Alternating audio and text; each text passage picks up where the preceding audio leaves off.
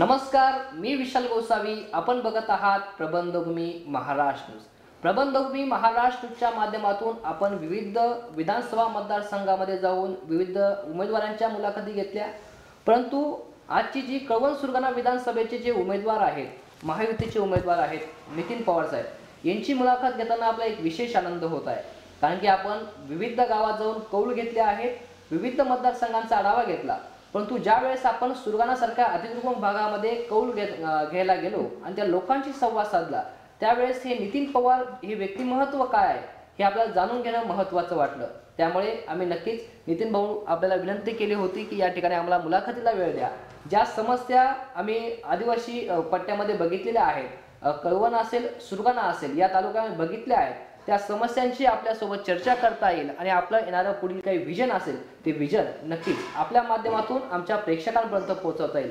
नक्कीच आज आपल्यासोबत बोलण्यासाठी आहेत महायुतीचे उमेदवार नितीन पवार साहेब. त्यांच्याशी आपण चर्चा करणार आहोत. त्यांच्याशी दिलखुलास एक चर्चाच्या माध्यमातून काही जे आपले जनसामान्याचे प्रश्न आहेत ते आपण या ठिकाणी त्यांच्याकडून काढण्याचा प्रयत्न करूया.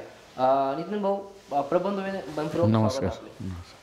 नक्कीच आपण राजकीय चर्चा करणार आहोत, पण त्याआधी नक्की आपल्याला एक मोठा राजकीय वारसा आहे. परंतु राजकीय वारसा असताना देखील आपण एक वेगळी ओळख आपली मतदारसंघामध्ये निर्माण केलेली आहे आपल्या कार्य आणि कर्तृत्वाच्या जीवावरती.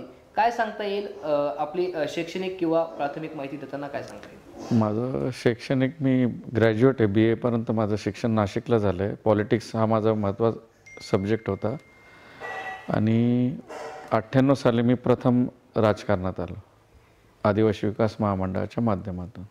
बरोबर. आपण पवार साहेबांच्या सानिध्यात राहिलेले आहेत, त्यांचं राजकारण आपण जवळून बघितलेलं आहे. त्यांच्यासोबतचा अनुभव काय सांगता येईल? नाही, वडिलांसोबतचा अनुभव असा आहे की माझे वडील कामाच्या बाबतीत अत्यंत शिस्तबद्ध हे होते. त्याच्यामुळे ती शिस्त मी माझ्या जवळ ठेवली आणि त्या पद्धतीने मी काम करत राहिलो. आणि वडिलांचं रोखठोक कामाची पद्धत होती. कुठल्याही प्रकारचं राजकारण न करता त्यांनी फक्त विकासाच्या कामाकडेच अधिक लक्ष दिलं. त्यांच्याच पावलावर पाऊल ठेवून मी ते आज हे काम करत आहे. नक्कीच. A.T. पवार साहेबांना पानदेव म्हणून ओळखलं जातं. नक्कीच आपल्या ज्या आदिवासी भागातील आपल्या मतदारसंघातील पाणी प्रश्न असेल, नक्कीच त्यांनी महत्त्वपूर्ण त्या ठिकाणी सोडवलेला आहे. अजून देखील पाण्याचा प्रश्न खूप या ठिकाणी बिकट आहे. त्या संदर्भात कसे पाऊले आपल्या असणार? कळवण तालुक्यात जर म्हटलं तर कैलासवासी आमच्या वडिलांनी 72 साली पहिल्यांदा 22 MI टँक केले. नंतर मग अर्जुन सागर हे मोठं एक धरण केलं. नंतर इथं आमच्या दळवट गावाच्या जवळ धनोली म्हणून गाव आहे, तिथं एक MI टँक केला. आणि आमचं मांगलीधर म्हणून भेगू म्हणून तिथं पश्चिम वाहिनी वाहणारं नदी ती पूर्व वाहिनी केली वडिलांनी. ही 30 वर्षापूर्वीच केलं आमच्या वडिलांनी.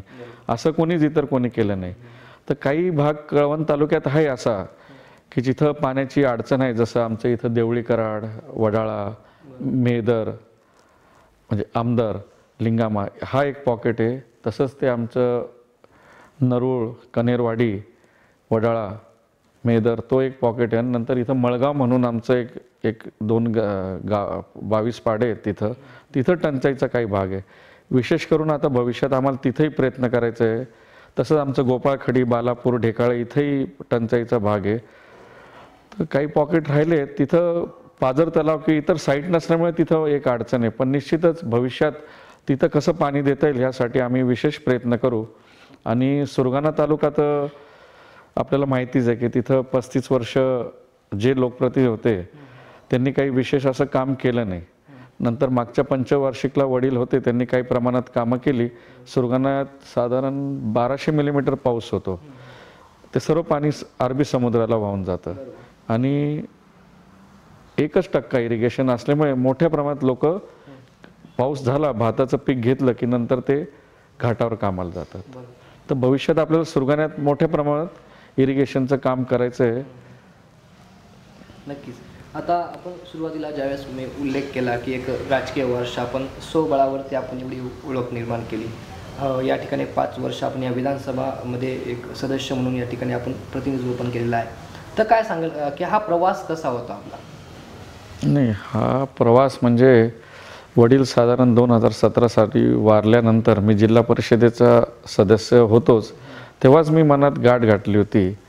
आणि मी तर होतोच, पण माझ्या पाठीमागे माझी पत्नी जयश्री पवार हिचं एक महत्त्वाचा रोल आहे.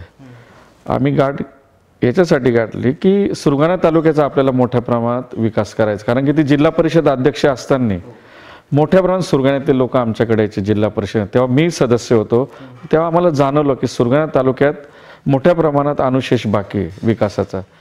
मग त्या माध्यमातून मी आज मला 2019 साली आमदार म्हणून माझी निवड झाली. निश्चितच आमदार निवड झाल्यानंतर मी सुरुवातीपासून म्हणजे मी एक किस्सा सांगेल. अजितदादांकडे मी पहिल्यांदा एकदम म्हणजे 50 ते 60 पत्रांचं गठ्ठा घेऊन गेलो. दादांनी ते बघितल्यावर माझ्याकडे बघितलं की नितीन, अरे मी पहिल्यांदा आमदार झालो, पण एवढे पत्र मी कधी दिले नव्हते. तर निश्चितच दादांनी ते सर्व पत्र घेतले, सर्व पत्रांवर त्यांनी रिमार्क्स मारले आणि पुढे ते पत्र पाठवले. तो माझा एक महत्त्वाचा अनुभव होता दादांबरोबर तेव्हा पहिल्यांदा मंत्रालयात. नक्कीच आपण दादांसोबत हा किस्सा नक्कीच सांगितला. आपले दादांसोबत किती जवळचे संबंध आहेत हे नवीन सांगण्याची गरज नाही. पण ज्यावेळेस राजकीय काही उलटापालट झाली महाराष्ट्राच्या राजकारणात, तेव्हा अजित पवार साहेबांनी एक वेगळा निर्णय घेतला आणि त्या निर्णयाला आपण साथ दिली. काय वाटतं त्या संदर्भात, काय सांगा? नाही, सुरुवातीला जसं जेव्हा आम्ही आमदार झालो तेव्हाही जेव्हा एक दिवसाचं सरकार स्थापन झालं होतं तेव्हाही मी दादांबरोबर होतो. आणि तेव्हा दादांबरोबर तेव्हा असल्यामुळे आणि दादांची जी कामाची पद्धत नंतर मी बघितली, दादा उपमुख्यमंत्री झाल्यानंतर आघाडी सरकार झाल्यानंतर ती कामाची पद्धत आणि माझ्या मतदारसंघातल्या लोकांना विकास हाच मुद्दा आहे की विकासाशिवाय पर्याय नाही. कारण की कैलासवासी दादासाहेब 2014ला पडले तेव्हाही आमचा मतदारसंघ 10 वर्ष मागे गेला. त्याच्यामुळे मी निश्चय केला की दादा जेव्हा हे नंतरच्या घडामोडीमध्ये जाणवलं की नाही आपल्याला मतदारसंघाचं काम करायचं आहे, म्हणून मी दादांबरोबर गेलो. आणि त्या दादांबरोबर गेल्यामुळे मला नंतर मग 1300 ते 1400 कोटीचा मोठ्या प्रमाणात निधी उपलब्ध झाला. आणि त्यामुळे आज आपल्याला दिसतंय की सर्वीकडे विकास हाच मुद्दा असल्यामुळे विरोधकांना त्याच्याबद्दल काही हे करता येत नाही, अपेक्षा घेता येत नाही. म्हणजे आपला जो मध्ये तरी 2.5 वर्षाचा काळ होता तो पूर्ण विकासात्मक दृष्टिकोनातून आपल्या या ठिकाणी कामं झालेलं आहे. आम्ही ज्यावेळेस सुरगाणा पट्ट्यामध्ये ग्राउंड रिपोर्ट करत होतो, लोकांच्या प्रतिक्रिया जाणून घेत होतो, तेव्हा खेडेपाड्यात जात असताना विविध विकास कामे संदर्भात आम्हाला त्या ठिकाणी माहिती मिळाली. पाण्याचा प्रश्न तर तिथे मुख्यतः आहे, तो अजून अनेक त्या ठिकाणी आपल्याला सुखसुविधा द्याव्या लागणार आहेत. रस्ते असतील, जलजीवन मिशनच्या योजना असतील, त्या संदर्भात झालेल्या कामांसंदर्भात काय सांगाल?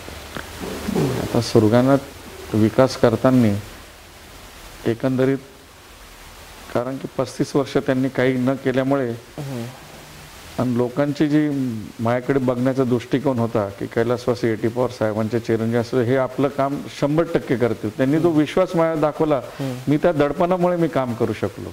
आणि बरेचसे कामं आपण केले, त्यात सभा मंडप असतील, गावांतर्गत रस्ते असतील, केंद्र सरकारच्या माध्यमातून जल जीवन मिशनचे जे कामं होते तेही मोठ्या प्रमाणात आपण मार्गी लावले. काही ठिकाणी त्रुटी आहेत, ते निश्चितच भविष्यात आपण त्या त्रुटी दूर करू. कारण की उन्हाळ्यात तिथं पाणी नसतं, तर आपल्याला भविष्यात मोठ्या प्रमाणात तिथं बंधारे करून ते पाणी कसं अडवतील ह्यासाठी निश्चित आपल्याला पुढे प्रयत्न करायचे आहेत. काही गावांना अजून रस्ते पोहोचले नाही, काही गावांना अजून लाईट गेली नाही सुरगाण्यात, तर त्यावर आपल्याला मोठ्या प्रमाणात काम करायचं आहे. बरोबर. परंतु आपण आधीचा काळ सुरगाणा वासियांनी बघितलेला आहे, आता ह्या 5 वर्षाचा काळ देखील बघितला. जर आपण कम्पेअर केलं की आधीचा 35 वर्षाचा जे काळ होता आणि आत्ताचा हा 5 वर्षाचा काळ, यामध्ये काही तफावत सांगता येईल आपल्याला? कारण की आम्ही ज्या वेळेस या मतदारांशी चर्चा करत होतो, या जनतेशी चर्चा करत होतो, त्यावेळेस ते सांगत होते की 40-35 वर्षामध्ये जो विकास झाला नाही तो 5 वर्षात झाला. त्यामागे काय कारण असू शकतं? पूर्ण तर विकास झाला असं मी म्हणणार नाही. आणि मी सुरगाणा तालुक्यातील सर्व तमाम जनतेचं मी मनापासून त्यांचा आभारी मानेल. कारण की ते जर असे म्हणत असतील तर विकास आमचा झाला आहे, पण नाही, विकास झाला असं मी म्हणणार नाही. कारण की मोठ्या प्रमाणात अजून काम करणं बाकी आहे सुरगाणा तालुक्यात. मी एकच उदाहरण देईल.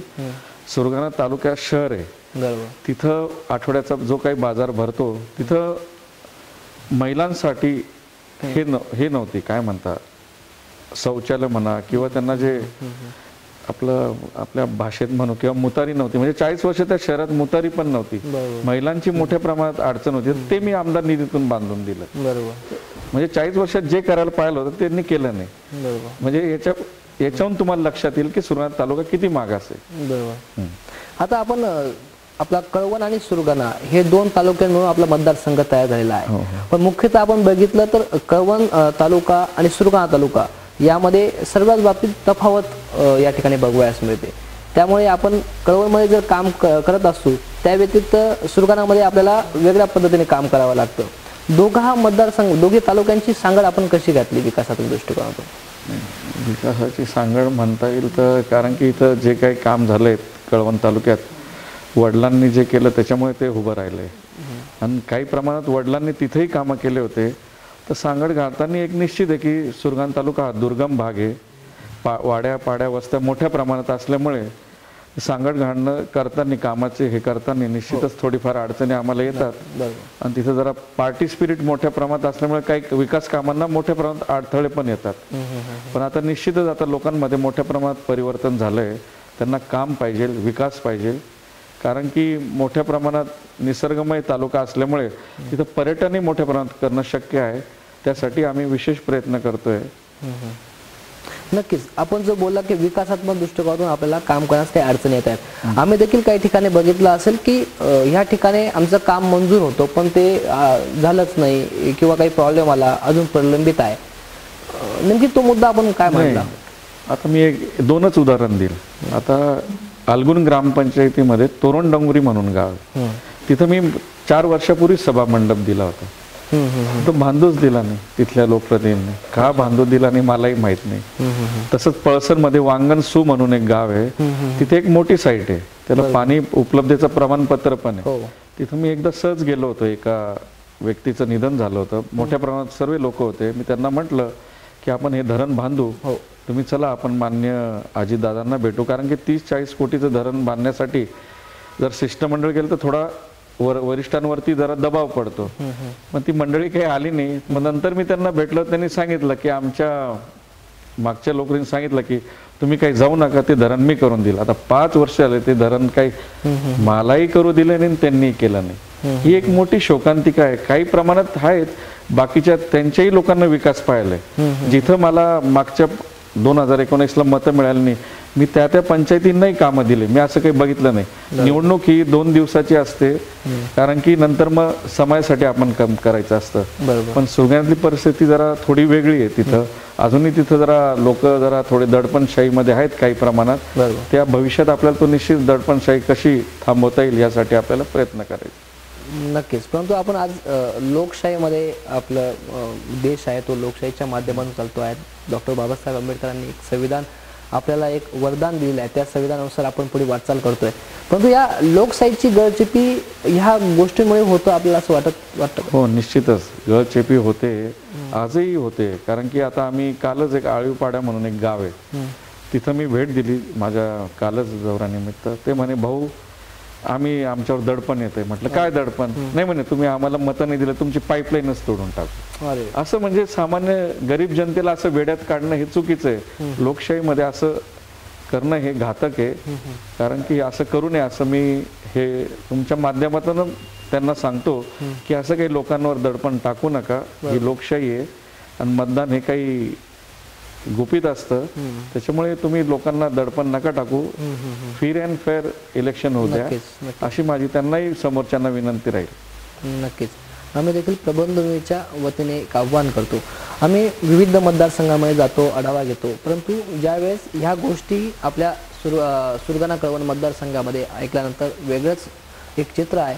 कारण की आज आपण स्वतंत्र भारताचे नागरिक आहोत आणि एक लोकशाहीने आपल्याला जो अधिकार दिलेला आहे आणि त्या अधिकाराचं पालन करणं हे आपलं नक्कीच कर्तव्य आहे. आणि त्याचं पालन करण्याची मुख्य जबाबदारी हे लोकप्रतिनिधींवरती असतं आणि त्यांनी देखील याची अंमलबजावणी केली पाहिजे असं देखील आम्ही या ठिकाणी विनंती करतो. परंतु त्याचबरोबर आता कळवणचा आपण एक विचार केला की रस्ते विकास असेल किंवा पाण्याच्या समस्या असेल, नक्कीच A.T. पवार साहेबांच्या माध्यमातून त्या पाण्याचा प्रश्न मिटलेलाच आहे. पण अनेक भागामध्ये अजून देखील पाण्याची आपल्याला कुठेतरी कमतरता बघावयास मिळते. त्या भागामध्ये काय उपाययोजना पुढील नियोजनात असणार आहे आपल्या?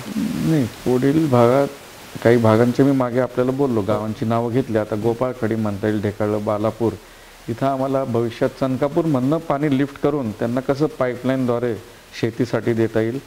आता आम्ही मेदर, वडाळा आणि नरूळ ही गावांसाठी आम्ही आता ओतूर धरण हा प्रामुख्याचा विषय होता आमच्या मतदारसंघात, तोही मार्गी लावला आहे. तर त्या लोकांना बॅकवॉटरहून कसं पाणी देता येईल लिफ्ट करून, त्यासाठी आम्ही निश्चित प्रयत्न करणार आहोत.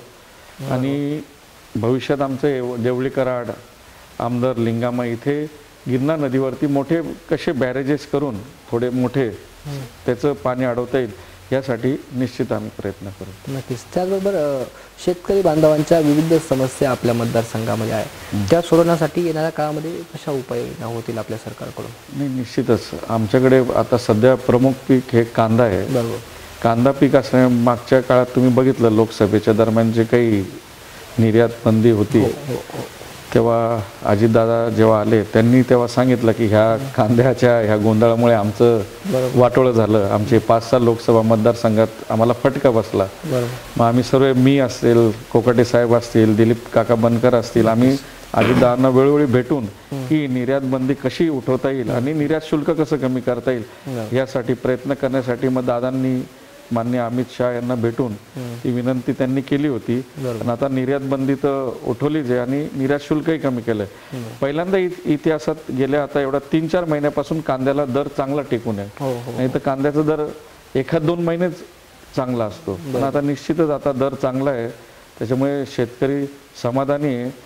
मी तुम्हाला सांगू इच्छितो की म्हणजे मी पेपरात वाचलं होतं की आमच्या कळवण तालुक्यात नवरात्रीच्या पहिल्या माळेला साधारण 350 ट्रॅक्टर गेले. ट्रॅक्टर, काही मोटरसायकल असतील, काही इतर कार वगैरे, म्हणजे एवढं आमच्या तालुक्याचं जेव्हा असं काही बघितलं तर निश्चितच मला अभिमान होतो की माझ्या तालुक्यातला एवढा कष्टकरी शेतकरी एवढं काही पिकून असं काही एवढं काही घेऊ शकतात, वाहन वगैरे इतर वस्तू.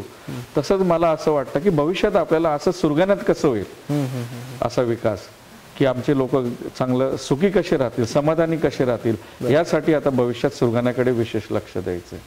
नक्कीच. आपण जो आता लोकसभेचा विषय काढला, महायुतीच्या उमेदवाराला मोठा फटका या ठिकाणी बसलेला होता, परंतु तसं काही वातावरण आता विधानसभेला आपल्याला जाणवतं आहे? आपण प्रचार दौऱ्यामध्ये आहात? नाही, तसं तर आता काही वातावरण जाणवत नाही. निश्चितच तेव्हा तेव्हाचा कांदा हा प्रमुख विषय होता, त्याच्यामुळे तो जरा फटका बसला. त्याचा फटका विदर्भातही बसला, सोयाबीन, कापूस.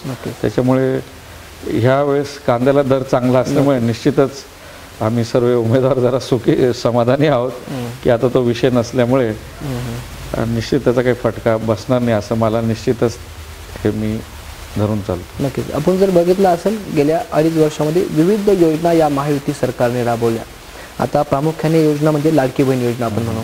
तर आपल्या भागामध्ये अशिक्षित जे नागरिक आहेत त्यांचं प्रमाण खूप जास्त पद्धतीने या ठिकाणी आढळतं, पण त्या महिलांपर्यंत ती योजना पोहोचावी किंवा त्यांच्याकडून ते फॉर्म भरून घेणं किंवा त्यांच्याकडून त्यांना मदत करणं, हे कशा पद्धतीने आपण काही नियोजन केलं होतं? हो, आम्ही तेव्हा नियोजन केलं होतं. आमच्या जी संस्था आहे वडिलांच्या नावाने सामाजिक संस्था, त्या माध्यमातून आम्ही दोन्ही तालुक्यात मदत केली होती, फॉर्म भरून घेतले होते. काही प्रमाणात आम्हाला आता दौऱ्याच्या दरम्यान जाणवलं की काही प्रमाणात प्रत्येक गावात 1-2 महिला अजून राहून गेल्या आहेत. तर भविष्यात निश्चितच त्यांच्यासाठी आपल्याला प्रयत्न करायचा आहे.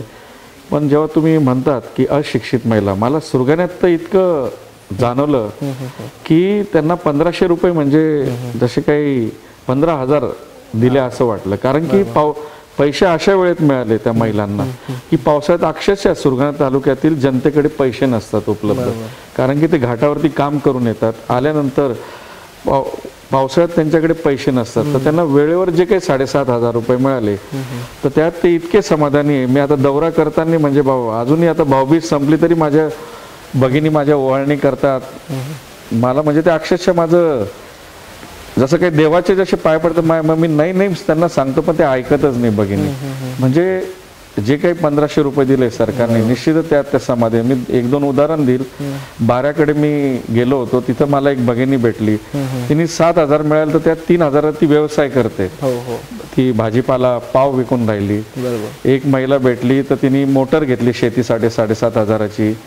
आणि एक महिला अशी भेटली की तिने स्वतःसाठी सोन्याचे दागिने घेतले. म्हणजे असे वेगवेगळे विषय आहेत की काहींनी आपल्या मुलाच्या शिक्षणासाठी, हॉस्टेलला समजा जागा नसेल तर मुलाला येण्या जाण्यासाठी ते पैसे देऊन राहिल्यात, किंवा घरी आपल्या नवऱ्यासाठी जर दवाखान्याचा खर्च असेल त्यासाठी. म्हणजे इतकं खेळीमेळीचं कुटुंबात वातावरण दिसून राहिलं. म्हणजे मला एकंदरीत जाणवलं की 1500 रुपयामध्ये कुटुंब सुखी असं दिसून राहिलं. विरोधक आरोप करताय, निश्चितच ते आरोप करतीलच की तेल महाग झालं, डाळीचे भाव वाढले. पण विरोधकांचं काम आहे विरोध करणं. पण त्या महिलांना जर तुम्ही विचारलं तर निश्चितच त्यांना ते दर कसले वाढले, काय वाढले याच्याशी त्यांना काही घेणं नाही. 1500 रुपये सख्या भावानी पण दिले नाही, एवढे ह्या आपल्या महायुतीच्या सरकारने दिल्यामुळे त्या निश्चितच समाधानी आहेत माझ्या भगिनी. नक्कीच. तुम्ही आता एक उदाहरण दिलं की ज्या लाडकी बहीण योजनेच्या माध्यमातून जो पैसा मिळाला त्या ठिकाणी त्यांनी एक व्यवसाय किंवा काही आपल्या वस्तू केल्या. आम्हाला एक उदाहरण असं होतं, आम्ही उमरठाणमध्ये होतो आणि उमरठाणचा बाजार होता आणि जवळजवळ 30-40 खेडी त्या बाजारात येत असतात आणि विविध महिला भगिनींशी संवाद साधत असताना एक महिलेने सांगितलं की मी चहाची टपरी टाकली, छोटीशी टपरी, आणि त्या माध्यमातून चांगल्या पद्धतीने मला 200-300 रुपये उत्पन्न चालू झालं. खऱ्या अर्थाने हे देखील उदाहरण या ठिकाणी स्पष्ट करतो की आम्हाला देखील हा अनुभव या ठिकाणी आलेला आहे. त्याच पद्धतीने एक प्रामुख्याने सुरगाणा भागामध्ये आम्हाला एक विषय आढळतो की त्या ठिकाणी स्थलांतर खूप होतं व्यवसायासाठी किंवा मजुरी किंवा आपल्या उत्पन्न मिळवण्यासाठी. तर काय वाटतं त्यासाठी काय उपाययोजना असतात? नाही, याच्यासाठी आता मी एक धोरण ठरवलं की पुढच्या पंचवार्षिकमध्ये सुरगाणा तालुक्यात पाण्यावरती मोठ्या प्रमाणात काम आपल्याला करायचं आहे. ज्या काही आपल्या नार पार, तान नदी असेल, अंबिका नदी, ज्या काही विविध नद्या आहेत, उपनद्या, त्याच्यावरती आपल्याला साखळी बंधारे बांधून पाणी कसं उपलब्ध होईल यासाठी प्रयत्न करायचा आहे. कारण की बऱ्याच लोकांकडे शेती आहे तर ते काही प्रमाणात शेती करतील. आता आमचा 80% तालुका हा पूर्ण बाहेर जातो, पण 80% जरी कामाला जात असेल त्यातले 40% कसे थांबवता येतील त्यासाठी आपल्याला प्रयत्न करायचा. आणि विजेची एक मोठी आमच्याकडे सुरगाण्यात मोठी एक अडचणीचा विषय आहे. कारण की मोठ्या प्रमाणात खांब असतील, तारा असतील, ह्या जीर्ण झाल्यात. कारण की पाऊस मोठ्या प्रमाणात होत असल्यामुळे तर त्यासाठी आपल्याला वीजही कशी चांगली उपलब्ध होईल. कारण की उद्या भविष्यात जर आपण पाणी उपलब्ध केलं तर लाईटची आवश्यकता राहणार आहे. तर त्यासाठी आपण प्रयत्न करू आणि आज स्थलांतर आपण निश्चित थांबवण्याचा प्रयत्न करू. पण ते काय, तो विषय एकदम 5 वर्षात काही होणार नाही. याला साधारण एक 10-15 वर्षाचा प्लॅन करून आपण कसं ते राबवता येईल यासाठी 100% मी प्रयत्न करणार आहे. नक्कीच. त्याच पद्धतीने महिलांच्या देखील त्या ठिकाणी समस्या खूप आहेत त्या भागामध्ये आणि त्यांच्याशी आम्ही ज्यावेळेस कळत होतो त्यावेळेस चर्चा झाली. आणि हा स्थलांतराचा विषय ज्यावेळेस येतो तेव्हा जे प्रमुख लोक आहेत, व्यक्ती आहेत, ते घरातून बाहेर जात असतात. त्यावेळेस त्या महिलांना अनेक अडचणींना सामना करावा लागतो. त्यांचा एक उद्देश असा होता की या ठिकाणी जर काही इंडस्ट्री किंवा आमच्या भागाला सुटेबल अशी काही इंडस्ट्री या ठिकाणी आली आणि त्या माध्यमातून रोजगार आम्हाला काही उपलब्ध झाला आणि दुसरी गोष्ट म्हणजे आमच्या शेतीला पाणी मिळालं तर त्या ठिकाणी आम्ही करू शकतो. शेतीचा पाण्याविषयी आपण या ठिकाणी बोललेच आहेत, पण त्या ठिकाणी त्या भागामध्ये सुटेबल अशी काही इंडस्ट्री किंवा एखादी कंपनी आपण त्या ठिकाणी देऊ शकतो का, तो मजुरांना त्या ठिकाणी रोजगार उपलब्ध होईल? निश्चितच. आता आम्ही कळवणला तर भेंडी येथे MIDC साठी प्रयत्न करीतच आहोत. हो. पण सुरगाण्यालाही जर अशी कुठे जागा निश्चित जर शासनातर्फे उपलब्ध जर झाली तर आपण त्यासाठी तो एक प्रयत्न करू. आणि मोठ्या प्रमाणात आपल्याला माझा विचार आहे की वन पर्यटन कसं करता येईल सुरगाण्यात. कारण की शहरातले लोक आता शक्यतो ग्रामीण भागात येऊन 2 दिवस थांबतात. आणि सुरगाण्यात जर तुम्ही बघाल पावसाळा असेल किंवा हिवाळ्यात इतकं छान हिरवगार असतं. तर निश्चित त्यासाठी आपल्याला प्रयत्न करायचा. आता मागे एक मेळावा झाला बचत गटाचा आव्हानाला, मी तिथं सहज गेलो होतो. तेव्हा मी बघितलं मोठ्या संख्येने सुरगाणा कळवणच्या बचत गटाच्या महिला उपस्थित होत्या. तर मी त्यांना सांगितलं की आज जरा वेळ भाषण, मी त्यांच्याशी बराचसा संवाद साधला, पण 1 तासाच्या संवादामध्ये काही विषय मार्गी लागणार नाही. मी त्यांना सांगितलं की पुढच्या वेळेस आपण एक चांगला कार्यक्रम घेऊ, त्यात बँकेचे अधिकारी, काही इतर तज्ज्ञ बोलू ज्या समाजसेवेचं काम करतात, NGO, त्यांच्या माध्यमातून त्यांना कसं रोजगार उपलब्ध होईल यासाठी प्रयत्न करू. तसंच आमचं इथं हातगड म्हणून किल्ला आहे, तिथेही आता मोठ्या प्रमाणात टुरिझमसाठी नक्कीच हॉटेलिंगचं हे होतंय. तर त्यासाठी मुलांना कसं रोजगार मिळेल, कारण की मी माननीय अजितदादांच्या माध्यमातून हातगड येथे एक आपण आदिवासी सांस्कृतिक कलादालनाचं आपण मंजूर केलं आहे. त्याला साधारण 100 कोटी लागणार आहेत. जागेचाही आम्ही शोध घेतोय, हातगडला असेल किंवा कुठेही तिथे जवळपास जागा जर उपलब्ध झाली तर निश्चितच तो युवकांसाठी रोजगारासाठी एक संधी उपलब्ध होईल. कारण की आमच्याकडे बाकीचे काही लाकडी वस्तू बनवतात काही ठिकाणी, ते मला आता गावाचं नाव लक्षात नाही. पूर्वी ते लोक युरोपला जाऊन आले, लाकडीच्या अशा वेगवेगळ्या प्रकारच्या वस्तू बनवतात.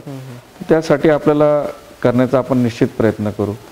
नक्कीच. आता मी बोलताना शेती, पाणी आणि इंडस्ट्री संदर्भात बोलत होतो, पण तुम्ही मस्त मुद्दा मांडला की पर्यटनाचं ठिकाण देखील त्या ठिकाणी होऊ शकतं आणि त्या संदर्भात जर आपल्या मार्फत चांगले पावले उचलले गेले, आपल्या विकास कामातून त्या ठिकाणी जर त्या भागाचा विकास झाला तर पर्यटन क्षेत्रामध्ये मोठं नाव ह्या सुरगाणाचं होऊ शकतं. कारण की आपण सुरगाणा जात सापुतारा जात असताना आपण सुरगाणातून अनेक भागातून जात असतो, पण त्या ठिकाणी देखील अशा संधी जर पर्यटकांना उपस्थित झाल्या तर नक्कीच याचा फायदा त्या स्थानिक नागरिकांना मिळू शकतो.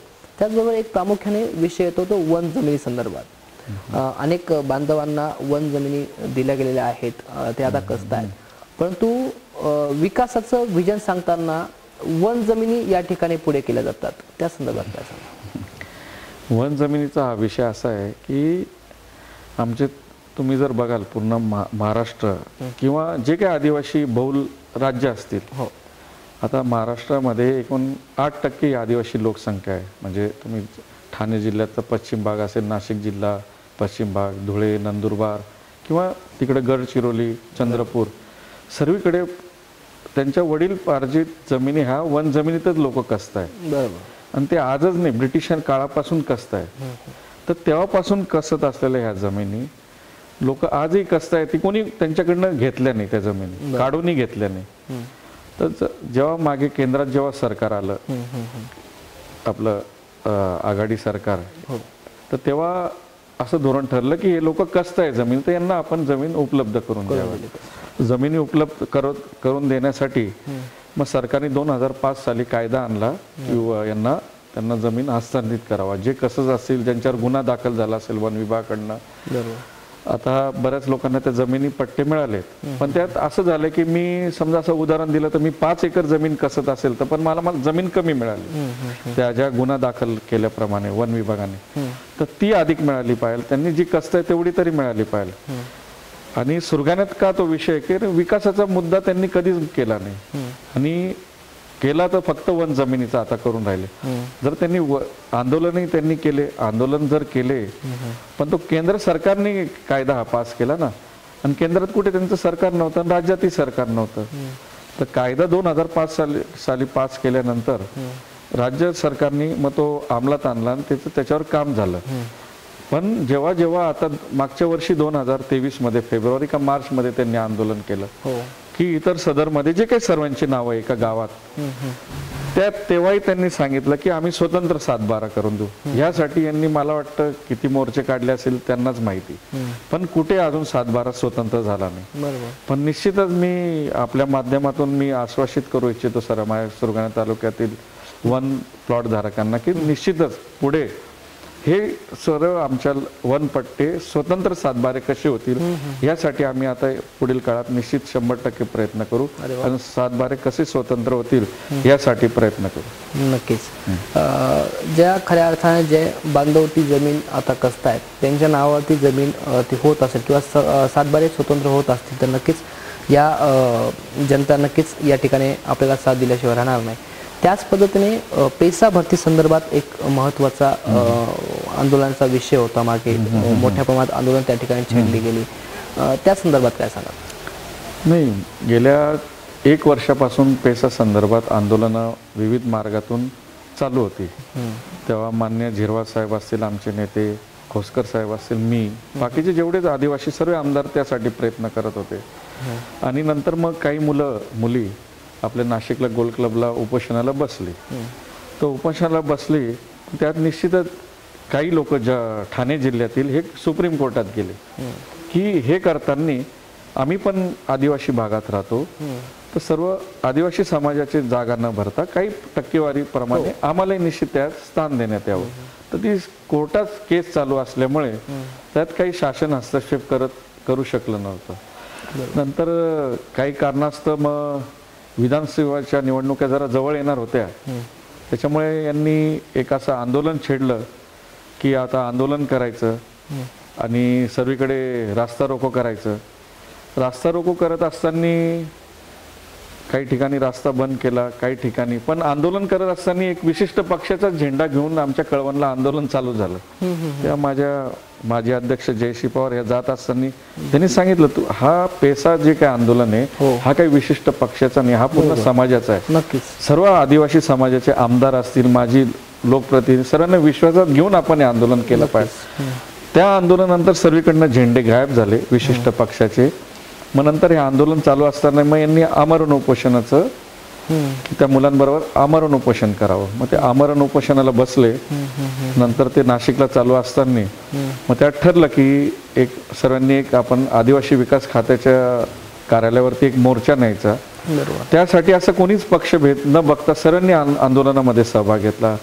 मी असेल, खोसकर साहेब असतील, बरोबर, आपल्या भारतीताई असतील, विविध पक्षाचे सर्व, आपले वैभव पिचड असतील, धनराज माले, आम्ही सर्व होते. आपले जिरवा साहेब काही कारणानिमित्त त्या मोर्चाच्या निमित्ताने ते दिल्लीला गेले होते कोर्टाच्या वकिलांबरोबर, सुनील भुसारा आणि ते आमचे सुरगाण्याचे जावईचे आमदार. मग तो आंदोलन झालं. गावित साहेब, माननीय आदिवासी विकास मंत्री गावित साहेब होते. मग त्यात चर्चा झाल्यानंतर मग नंतर मुख्यमंत्री महोदयांनी दुसऱ्या दिवशी बोलवलं. मुख्यमंत्र्यांनी जेव्हा बोलवलं त्यात असं ठरलं की आपण सुप्रीम कोर्टात केस चालू असल्यामुळे आपल्याला हस्तक्षेप करता येत नाही. बरोबर. मग झिरवा साहेबांनी सूचना केली की अजून एक वकील द्यावा. मग झिरवा साहेबांनी एक संबंधित, मला आता त्यांचं नाव लक्षात नाही, एक अजून एक वकील ॲडिशनल दिला. मग त्यात माननीय मुख्यमंत्री एकदम स्पष्टपणे बोलले, केसरकर साहेब पण होते, विजयकुमार गावित साहेब पण होते, सर्व आम्ही काही आमदार होतो, त्यात मी पण होतो, सुनील भुसारा होते, डॉक्टर लामटे होते, आणि ज्यांनी उपोषण केलं ती मंडळी होती. पण ते उपोषण जेव्हा मीटिंग झाली माननीय मुख्यमंत्र्यांकडे, मुख्यमंत्र्यांनी एवढंच सांगितलं आपण लवकरात लवकर हा निकाल लावून घेऊ. पण त्यामध्ये असं झालं की जर जे उपोषणाला बसले होते नेते, गावित साहेब माजी आमदार, त्यांनी सांगितलं जर निर्णय नाही झाला तर आम्ही 15 सप्टेंबरला उपोषणाला बसू. बरोबर. कोर्टाचा निकाल काही लागला नाही तोपर्यंत 15 ज्या काही तारखा पडत गेल्या ते उपोषणानंतर बसलेच नाही. कारण की त्याला एकमेव कारण की मुलांना त्यांच्यावर विश्वास राहिला नाही. वास्तविक जरी मुलं उपोषणाला नव्हते बसले, तुम्ही बघितलं असेल अण्णा हजारे एकटेच बसत होते उपोषणाला, जेव्हा बसले यांनी एकटं बसायला पाहिलं होतं ना. यांनी फक्त एक राजकीय स्टंट केला, डोळ्यासमोर विधानसभा, कळवण विधानसभा, सुरगाणा विधानसभा डोळ्यासमोर ठेवून हा एक स्टंट केला की नितीन पवारांना कसं खच्चीकरण होईल, एवढंच केलं. यांनी वास्तविक 15 सप्टेंबरला एकटं तरी बसायला पाहिलं होतं. कोणी विद्यार्थी नसतं बसायला, आम्ही गेलो असतो ना त्यांच्याबरोबर. हे काही बसले नाही, विद्यार्थ्यांना वाऱ्यावर सोडलं. मग नंतर झिरवा साहेब, आम्ही 30 तारखेला उपोषणाला बसलो मुंबईला गांधी पुतळ्याजवळ. तर आम्हाला बोलवण्यात आलं, माननीय मुख्यमंत्र्यांकडे चर्चा झाली. मग त्या चर्चेनंतर काही कोर्टात परत तारीख पडली नाही. नंतर काही कारणास्तव मला मुंबईला जाता नाही. मग नंतर आपणच बघितलं असेल की झिरवा साहेबांनी मंत्रालयात त्या ज्या काही उड्या मारल्या त्यांच्यावर टीका झाली. टीका होऊ द्या, पण त्यांनी जे केलं ते समाजासाठी केलं. माननीय मुख्यमंत्र्यांनी मी कोर्टाला अधीन राहून तो आम्हाला निर्णय दिला नाही तर मुलांना बरेच साधारण बरेचसे, आता मला सांगता येणार नाही आकडा, पण 17 संवर्गातील जे काही मुले आहेत त्यांना मग अधीन राहून त्यांच्या ऑर्डर देण्यात आला. नक्कीच. त्याच पद्धतीने आपण आता उल्लेख करताना सांगितलं की नितीन पवारांना कसं डावलता येईल किंवा कसं मागे खेचता येईल यासाठी प्लॅन किंवा या संपूर्ण घटना घडून आल्या. त्याच पद्धतीने आम्ही आता या संपूर्ण प्रचार यंत्रणेमध्ये फिरत असताना विविध सभा आम्ही कव्हर करत आहोत, विविध राजकीय नेत्यांच्या स्टेटमेंट असतील किंवा ह्या कॉर्नर मिटिंगा, प्रचार सभा असेल, त्या माध्यमातून आपण जो आता विकासाचा आराखडा मांडला त्यावरती देखील आपल्या खूप साऱ्या टीका होत आहेत. काम असं म्हणतं ना, निंदेवायचे घर असे शेजारी, जो काम करतो त्याच्यावरती टीका होणारच आहे. कारण की त्यांना दुसरा विषयच नाही. कामं तुम्ही बघाल, सुरगाण्यात पोलीस स्टेशन झालं, उपजिल्हा रुग्णालय मी मंजूर केलं सुरगाण्यात, तसंच उंबरठाणला पण ग्रामीण रुग्णालय मंजूर केलं. विविध प्रकल्प आपण मंजूर केले. आता सुरगाण्याला तुम्ही बघाल श्रीभवन धरण हे कैलासवासी दादासाहेब असताना तेव्हा याला तरतूद झाली होती. तेव्हा टेंडर न करता ते काम बारगळलं. बाऱ्याला सबस्टेशन झालं, नाही तिथं मोठ्या प्रमाणात लाईट मिळत नव्हती, मोठ्या प्रमाणात लाईट. आणि मी काही त्यांच्या कार्यकर्त्यांच्या मुलाखती बघतो की हे 20 वर्षापासून आमचे माननीय आमदार गावित साहेब पाठपुरावा करतात. मग 20 वर्ष नुसतं पाठपुरावा करून कामं होतात का? त्याला निधीला पण पाठपुरावा केला पाहिजे ना. सर्व कामांना ते आता असं म्हणतात की आम्ही 20 वर्षापासून पाठपुरावा करू. पाठपुरावा करा ना तुम्ही, पण तुम्ही निधी पण आणायला पाहिजे होता ना. मी कसं एकदम 5 वर्षात निधी आणला? तुम्हाला मंत्रालयात कसा निधी आणला पाहिजे हे मी सांगणं, तुम्ही माझ्यापेक्षा ज्येष्ठ आहात, त्यांना सांगणं हे माझ्याकडनं उचित होणार नाही त्यांना. बरोबर, नक्कीच.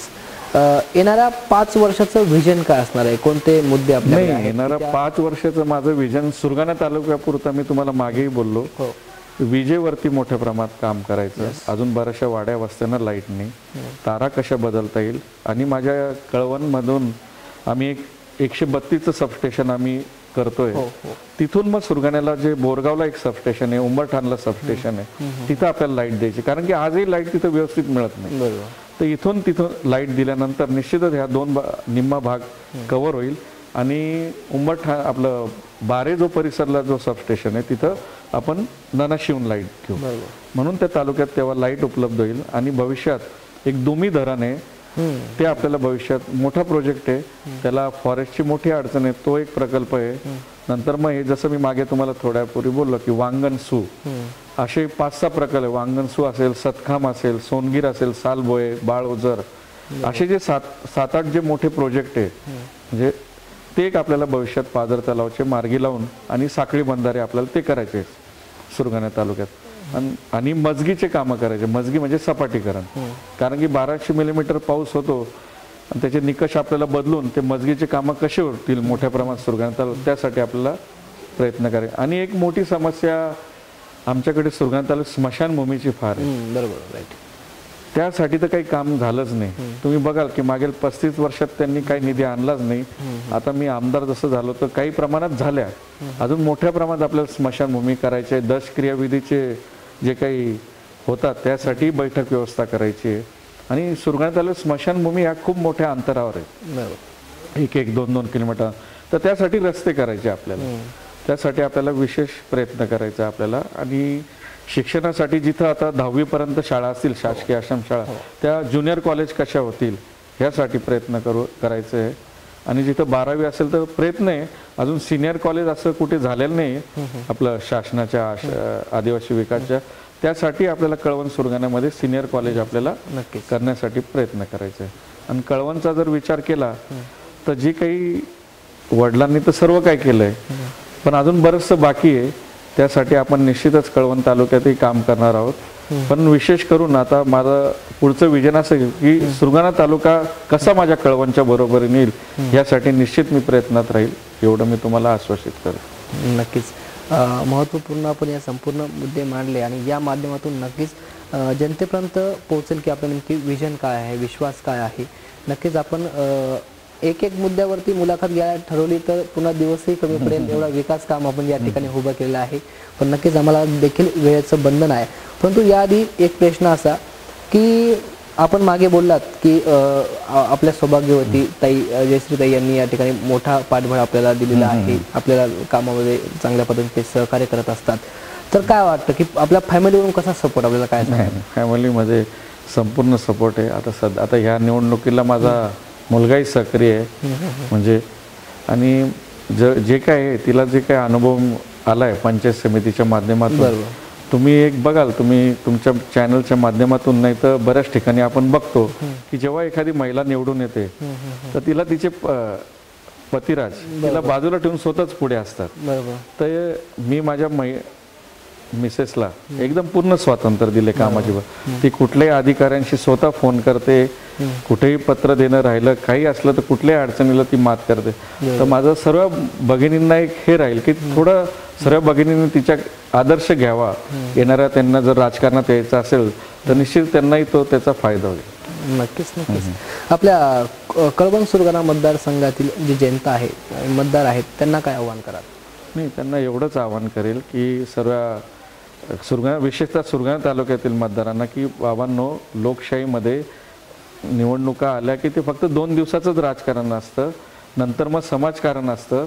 बाकीचं हे राजकारण सोडून द्या, दडपणशाहीच्या राजकारण करू नका. कारण की मतदारांना आता पूर्वीसारखं मागास राहणं काही परवडणार नाही. कारण की हा एक विषय राहून गेला सांगताना की माझ्या सुरगाणा तालुक्याला शासनाने आकांक्षित म्हणून घोषित केलंय, तर ते आपल्याला ते पुसायचंय. मी तुमच्या माध्यमातून माझ्या तमाम सुरगाणा तालुक्यातील बांधव भगिनींना आवाहन करतो की निर्भयपणे मतदान करा येणाऱ्या निवडणुकीत. एवढंच मी त्यांना आवाहन करतो.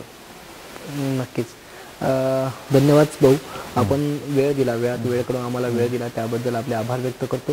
खऱ्या अर्थाने आपलं एवढं बिझी शेड्यूल असताना, प्रचार दौरे आपले असताना त्यामध्ये आम्हाला एवढा अर्धा पाऊण तास, 1 तास आपल्याला मिळणं म्हणजे खूपच महत्त्वाचं होतं. आणि या माध्यमातून देखील आपल्या ज्या पुढील इच्छा आकांक्षा आहेत, पुढील जे विजन आहे, त्याला आम्ही प्रबंधतर्फे मनपूर्वक शुभेच्छा देतो. आपल्या सर्व इच्छा आकांक्षा पूर्ण होत या देखील शुभेच्छा या ठिकाणी देतो. आणि आपण जो वेळ दिला त्याबद्दल आभार व्यक्त करतो. धन्यवाद.